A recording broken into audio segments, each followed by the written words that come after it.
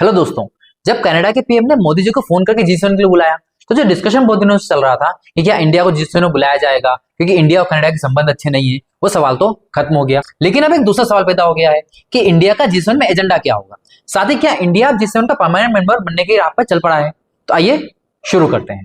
देखिए, G7 या group of 7 को 1975 में बनाया गया था, जिसमें दुनिया के सबसे बड़े जीडीपी और इंडस्ट्रियलाइज देश एक साथ मिलकर व्यापार और सुरक्षा पर बातचीत करते हैं। आप तो जानते ही होंगे कि आज G7 में US, Britain, France, Germany, Canada, Italy और जापान शामिल है।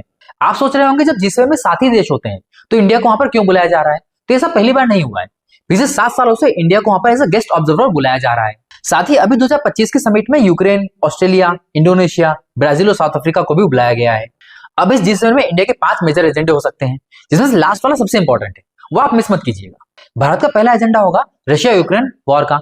G7 के 4 देश यूरोप से आते हैं, वो सभी यूक्रेन की जीत चाहते हैं। साथ ही यूक्रेन में कुछ दिनों में विंटर आने वाली है, वहां पर स्नोफॉल होना शुरू हो जाएगा। अब यूरोप रशिया से कितनी भी नफरत कर ले, लेकिन वो रशियन ऑयल और गैस पर कितना निर्भर करता है यह किसी से छुपा नहीं है। साथ ही भारत की रशिया के साथ कितने अच्छे संबंध है ये तो आप जानते ही होंगे। तो इंडिया अपनी पोजीशन स्ट्रांग करते हुए एक मिलिट्री की तरह काम कर सकता है और वर्ल्ड स्टेज पर अपना रुतबा बढ़ा सकता है। दूसरा बहुत इंपॉर्टेंट मुद्दा है चाइना का। आप तो जानते ही होंगे कि G7 एंटी चाइना ग्रुप है और आज दुनिया में चाइना की इंडस्ट्री और मैन्युफैक्चरिंग का मुकाबला रखने की देश ताकत रखता है, वो देश है इंडिया।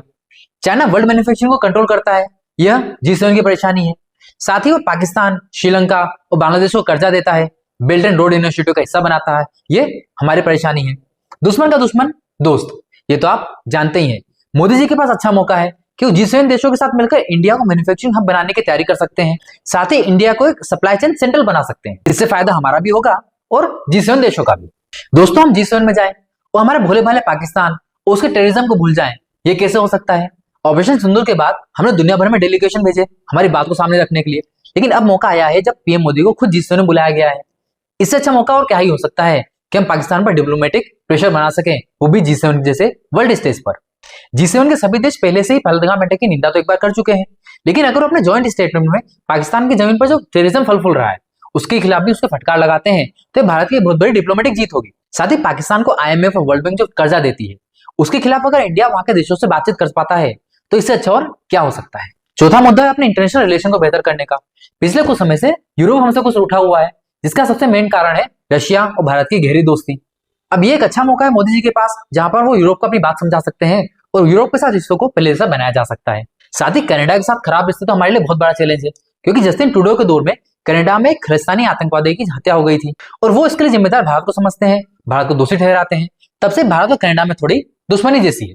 लेकिन अब देखकर लगता है कि कनाडा के नए पीएम मार्क कार्नी पुरानी बातों को भुलाकर भारत के साथ अच्छे रिश्ते बनाना चाहते हैं। हम भी तो यही चाहते हैं, तो मोदी जी फायदा उठा ही लीजिएगा।